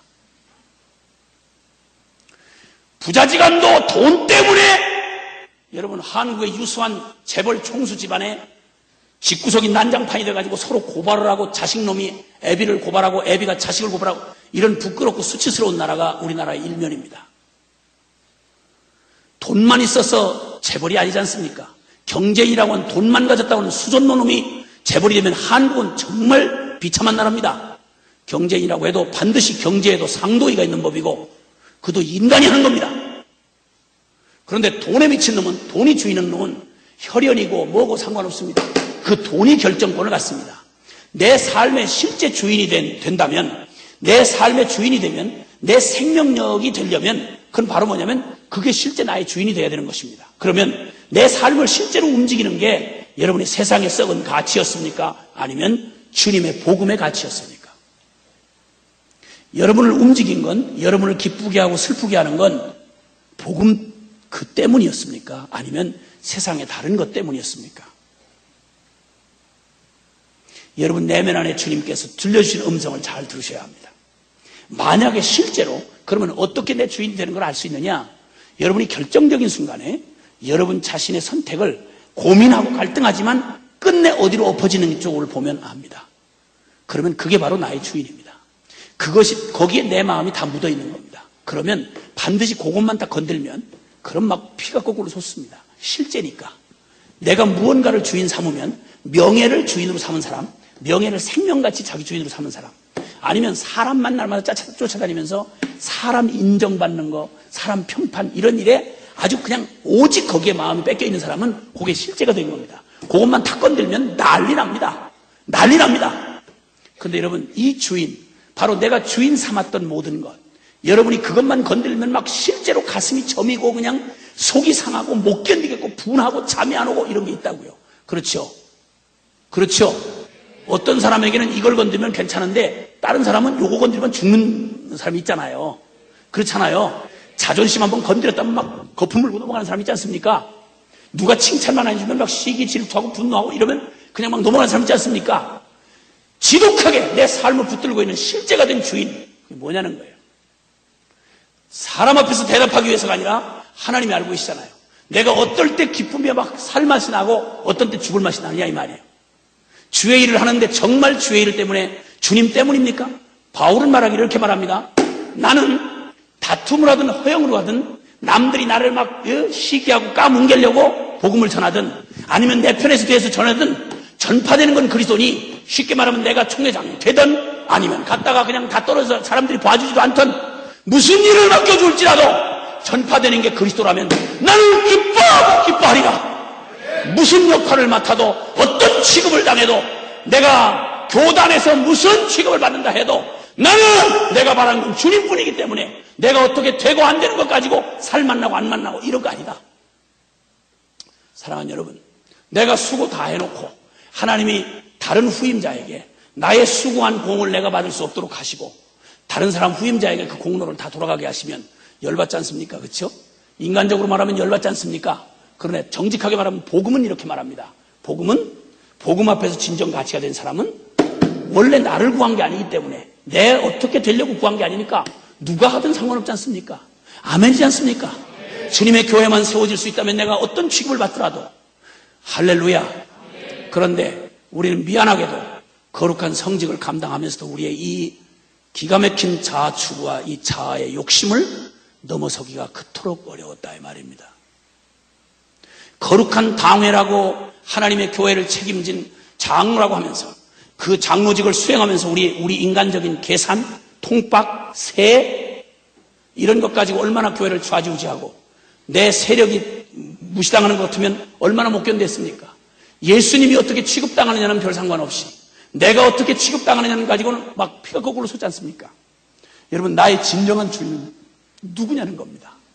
실제가 되고 안 되는 바로 그 일이 한 번도 복음 앞에서 여전히 나는 내가 내 인생의 주인이면서 주님은 항상 문제 해결사 정도, 십자가는 죄책감 쓰레기 하치장 정도, 찝찝하고 부담스러우면 죄 져놓고 와서 과거 현재 미래 죄를 용서해 주셨으니까 내 죄를 용서해 주셨으니 감사합니다. 눈물 한번 찌글 흘리고 대배 때 그냥 요한에서 1장 9절 한 번 말씀 읽고 용서받았다. 죄책감 쓰레기 하치장 정도로 취급한 게 십자가 아니냐 이 말이야. 이런 복음, 실제가 되지 않은 복음. 예수님은 문제 해결사.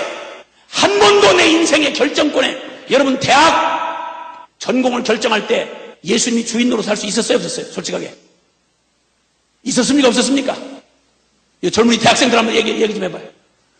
여러분 전공 결정할 때 예수님이 주인 노릇 할 수 있었어요 없었어요? 크게 대답해보세요. 가장 중요하다고 생각하는 결혼할 때 예수님이 결정권을 가지고 있었습니까 없었습니까? 있었습니까 없었습니까? 주님은 주인 노릇 해본 영역이 거의 없어요. 우리 삶에. 여러분 목회 현장에 주인 노릇 얼마나 하셨습니까? 주님이. 당회에 정말 주인이셨습니까? 주님이. 재직회에 정말 주님이셨습니까? 여러분 일상생활에서 돈을 투자하는 일에 주님이 정말 주인 노릇 하실 수 있었습니까? 한 번도 실제가 되지 않은 종교 따위밖에 될 수 없었던 기독교. 여러분 역사의 가장 소금의 맛을 잃어버리면 무엇으로 짜게 하리요? 역사의 가장 해악적인 종교가 바로 기독교, 타락한 생명 잃은 기독교였다 이 말이요.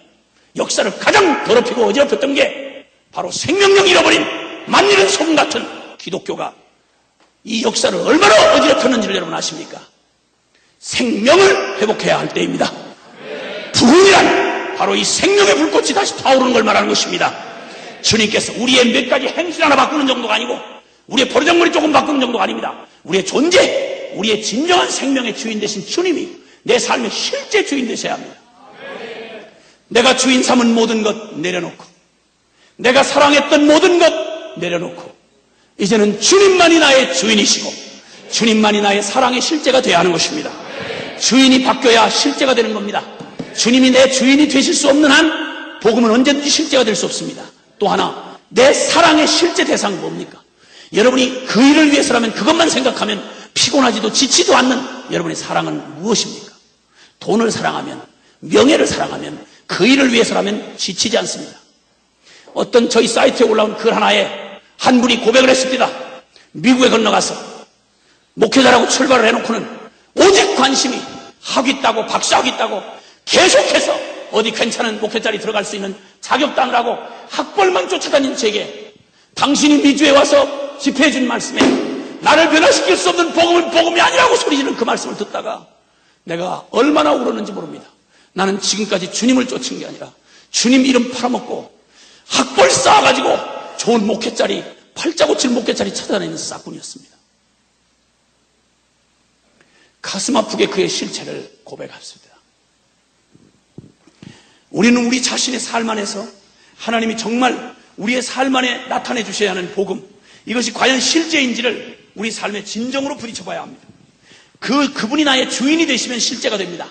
그분이 나의 사랑의 진정한 사랑의 대상이 되면 됩니다. 그런데 사랑은 두 가지를 사랑할 수가 없어요. 주님은 말하기를 요한일서 2장 15절 16절에 이 세상이나 세상에 있는 것들을 사랑치 말라. 이 세상을 사랑하면 아버지의 사랑이 그 속에 있지 아니하니. 왜냐하면 이 세상으로부터 온 것이 전부 아버지를 쫓아온 것이 아니요 세상을 쫓아온 것이라. 안목의 정욕, 육신의 정욕, 이생의 자랑을 쫓아온 것이니 다 아버지와는 정반대라는 거예요. 사랑하는 여러분, 반대되는 두 개념을 동시에 사랑할 수는 없습니다. 여러분은 세상을 사랑하십니까? 아니면 주님을 사랑하십니까? 복음은 생명입니다. 이 생명이 실체가 됐다는 말, 생명이라는 말은 실제가 됐다는 말입니다. 복음의 핵심, 이것은 달리 변할 수 없는 십자가입니다. 그럼 도대체 어떻게 이 주인과 사랑의 대상을 바꾸느냐? 이게 바로 십자가의 도의 비밀입니다. 십자가의 복음의 능력인 것입니다. 저는 정말 감사하게도 하나님께서 이 변할 수 없는 이 어려운 그 수많은 훈련, 수많은 세미나, 수많은 종교적 체험을 하면서도 그 중심이 바뀌지 않는 이 기가 막힌 현실을 보면서 마음에 많이 상했습니다. 마음에 참 어려웠습니다. 그 신령한 기도원 원장님이 미국의 땅을 많이 사놨습니다. 기도원에서 오직 주님밖에 없다고 소리 지르면서 기도만 하면 불이 나가고 병자가 고쳐진다던 그 기도원 원장님께서 돈 많이 벌어가지고 미국의 땅을 많이 사놨습니다. 제가 보지를 말아야 되는데 저는 5대양 6대주를 돌아다니는 사람이라서 여기저기를 돌아다니다 보니까 여기 가서 저기 가서 싫어도 들어야 하고 싫어도 봐야 하는 여러 가지 일들을 보다 보니까 몇십 년도 안 지나서 세상에 그렇게 순교신앙을 외치던 분들이 세상에 그 썩은 같이 못 놔가지고 그렇게도 추태를 부리는 마지막 모습을 보는 건 너무너무 안타까운 일이었습니다. 그토록 주님을 사랑한다던 우리 한국교회가 이제는 이렇게 반들반들 아파트에 배부른 교인들, 고객 관리하기도 바쁜 교회가 되어 바른 설교 한번 해볼 수 없을 만큼 배가 기름진 이 반들반들 변하지 않는 교인들, 주님을 사랑한다는 말은 정말 부끄러운 말이고 쥐꼬리와 금도 손해보지 않는 그저 어디 백화점 구경 가듯이 이렇게 교회 종교적 노름하러 예배당 다니는 수많은 교인들, 새벽 기도를 그렇게 많이 한다던 한국교회가 지금은 기도 안 하는 나라가 됐습니다. 여러분, 옛날 기도원에 2만 명 3만 명 모이던 집회에 가봤더니 500명 모였습니다. 이제는 기도원들 여기저기 문 닫는 데가 많습니다. 그러면 그렇게 많이 기도하던 그 기도는 다 무엇이었습니까? 다 문제 해결 소원 성취 아니었습니까? 문제 해결 소원 성취해달라고 기도하다가 먹고 살만이 드는데 뭘 기도하겠어요 또? 이번 주제가 뭡니까? 하나님 나라의 부흥과 선교 완성입니다. 주님은 마태복음 6장 33절에 주님 말씀하기를 너희는 먼저 그의 나라와 그의 의를 구하라. 그리하면 이 모든 것을 너희에게 더하여 주시리라. 아멘입니까? 우리는 날마다 기도를 해도 우리가 주인이었습니다. 주님은 문제 해결사가 되어야만 했습니다. 주님 이거 해주세요. 저 문제 해결해주세요. 이거 못해주세요. 저거 해주세요. 안 해주시면 나 예수 안 믿을 거예요. 버티고 발버둥 치고 악을 쓰고 금식을 하고 난리를 쳤는데 보니까 전부 나. 오직 우리 교회. 여러분, 먹을 것, 마실 것, 입을 것 구하는 너의 기도가 어찌 합당하냐? 하늘의 공중의 새도, 들의 백합화도 주님이 먹이고 입히시거든. 이거 다 이방인들이 부모 없는, 애비애미 없는 고아자식처럼 날마다 하나님 없이 살아왔던 이방인들이 구하는 거 아니냐? 하늘 아버지가 어찌 너희에게 입을 지으시니까 먹을 것 주지 아니하시며 몸을 지으시니까 어찌 의복을 주시지 않겠느냐? 어째 구하기를 마실까, 무엇을 마실까, 무엇을 입을까, 이거 기도하느냐? 너희는 먼저 그의 나라와 그의 의를 구하라. 그리하면 이 모든 걸 너희에게 더하여 주시리라. 우리는 존재하기 위해서 사는 자가 아니라 이 땅에 하나님의 거룩한 영광의 부름 때문에 여기 있는 자들이라 이 말이야. 아멘. 기도의 제목이 바뀌고 기도의 주인이 바뀌어야 된다 이 말이야. 신앙생활의 본질이 한 번도 바뀌어지지 않은 채로 누가복음 9장 23절에 죄송하면 따라합시다. 아무든지 나를 따라오려거든 자기를 부인하고 자기 십자가를 지고 나를 쫓을 것이니라. 아멘입니까? 절대 간과할 수 없는 전제가 있는데 자기를 부인하고입니다. 자기 죽은 십자가를 날마다 지어야만 나를 따라올 수 있다고 합니다. 여러분, 여전히 내가 내 자아가 펄펄 살아서 오직 내 자아 추구하고 내 성공하고 이런 신앙생활에 주님은 문제 해결사밖에 될 수 없고 십자가는 쓰레기, 죄책감 쓰레기 하찮밖에 될 수가 없다는 것입니다. 여러분, 우리의 이 소원 자체가 바뀌고 주인이 바뀌지 않는 한, 우리의 사랑의 대상이 바뀌지 않는 한 우리는 전혀 복음이 우리의 삶의 실제가 될 수가 없다 이 말입니다. 주님은 이제 우리에게 이 놀라운 일을 위해서 십자가를 마련해 놓으셨습니다. 이 병든 자아는 고쳐서 되는 일이 아니고 죽음에 참여하는 길밖에 없습니다. 주님이 나를 위해 죽으셨다는 말은 죽는 길 외에는 다른 해결이 없기 때문에 죽으셨다는 말입니다. 주님이 죽을 때 나의 옛 병든 옛사람, 나 주님과 함께 죽었고 이제는 내가 아니라 오직 내 안에 주님이 사시는, 오직 그 주님이 내 안에 전부가 되시지 않는 한 나는 하나님이 나를 위해서 꿈꾸셨던 그 원형의 삶을 살 수가 없다는 것입니다. 이 비밀 앞에 여러분이 초대받고 있는 것입니다. 십자가가 실제가 되려면 여러분의 주인에 대하여 내가 지금껏 주인 삼았던 모든 것 실제로 죽음에 넘기셔야 합니다. 내가 지금까지 사랑했던 모든 것, 그 사실 한마디로 말하면 내 자아 사랑입니다.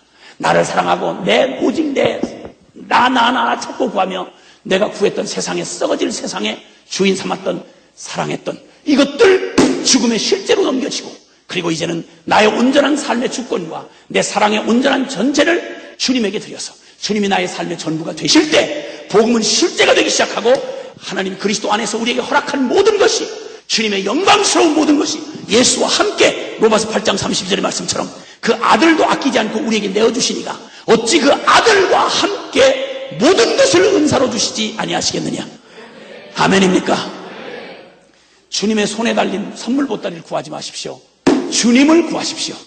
그러면 주님이 우리에게 오시면 주님에게 속한 모든 것이 나의 것이 되는 것입니다. 이제 우리 한국교회는 드디어 이제 진정한 복음 앞에 서야 할 때가 왔습니다. 지금까지 이끌어오신 주님의 은혜가 지금까지 주님의 손길이었다면, 이제가 우리가 가졌던 믿음이 실제였다면 우리는 더욱 분명하게 십자가 앞에 서셔야 합니다. 그러면 나 죽고 예수 사는 기적을 보시게 될 것입니다. 복음은 중연불이 아닙니다. 정신통일이 아닙니다. 우리 삶의 실제가 되어지는 것입니다. 그래서 주님은 이 자리로 초대하시는 것입니다. 갈라디아서 2장 20절에 함께 같이 한번 암송합시다. 시작. 내가 그리스도와 함께 십자가에 못 박혔나니 그런즉 이제는 내가 산 것이 아니요 오직 내 안에 그리스도께서 사신 것이다. 이제 내가 육체 가운데 사는 것은 나를 사랑하사 나를 위하여 자기 몸을 버리신 하나님의 아들을 믿는 믿음 안에서 사는 것이라. 아멘입니까? 아멘입니까? 오늘 이 주님 앞에 여러분 이제 여러분의 생애에 중요한 이제껏 여러분을 이끌어 오셨던 주님 앞에서 여러분 이제 결단을 하셔야 하는 시간이 된 것입니다. 이 자리를 마련해 주신 주님, 우리가 하나님 나라의 부흥과 선교 완성을 구한다는 것은, 내 뜻이 아니라 하나님의 뜻을 구한다는 것은 그분이 나의 삶의 진정한 주인이 되시고 그분이 나의 사랑의 전부가 되셨다는 말입니다. 이 일이 이루어질 때 내 안에 이루신 복음의 역사는 동일하게 이 나라와 이 민족을 그렇게 바꾸실 것이며 그리고 온 열방을 바꾸시고야 말 것입니다. 할렐루야. 여러분 주님이면 충분하십니까? 예수 그리스도가 여러분의 전부가 되기를 원하십니까? 우리는 우리의 이 중요한 결단 앞에 십자가가 이제는 멀리 들었던 감상이 아니라 나의 오늘 밤 실제가 되어야 합니다. 여러분, 믿음은 작은 결단의 연속입니다. 여러분은 작은 결단을 했기 때문에 여러분의 작지만 뜨겁거나 차거나 상관없이 여러분이 결단한 것이 여러분의 결혼 생활을 결정했지 않습니까? 그 한 번의 운명의 결단이 여러분의 한평생 가정이라는 그림을 결정진 거 아닙니까? 여러분의 한 번의 전공 과목 선택이 여러분의 평생의 천직을 결정했지 않습니까? 이만큼 결단은 중요한 것입니다. 주님 앞에서 여러분은 거룩한 진리 앞에서 이미 결론난 진리 앞에서 나 자신을 더 이상 믿을 수 없는, 나는 영원히 주님 앞에 형벌받을 수밖에 없는, 나에게서 나오는 어떤 것도 선한 것이 없는 오직 이 병든 자아는 주님의 죽을 때 주님과 함께 죽었음을 내가 믿음으로 받아들이고 세례받은 진정한 의미, 그 세례의 진정한 의미처럼 내가 주님과 함께 죽었음을 나의 전 존재로 인정하고, 그 말은 내가 지금까지 주인 삼았던, 내가 지금까지 사랑했던 모든 것 내려놓는 구체적인 결정을 말하는 것입니다. 이건 내려놓고 여러분의 마음의 끝자락이 닿아있던 그것, 이것만큼은 안 되는데, 이것만큼은 포기할 수 없는데, 이게 여러분의 애인일 수도 있고 여러분의 미래일 수도 있고 여러분의 꿈일 수도 있고, 그리고 여러분이 이것만은 포기 못하는 죄일 수도 있고, 이것만은 하는 여러분의 아내요 남편일 수 있고 여러분의 자식일 수 있어요. 이것 주님보다 이것 앞서가지고는 복음은 절대 여러분의 실제가 될 수 없습니다. 실제로 내려놓고 하나님은 우리에게 사랑이 실제가 되셔서 당신의 오직 하나밖에 없는 아들을 실제로 내어주셨습니다.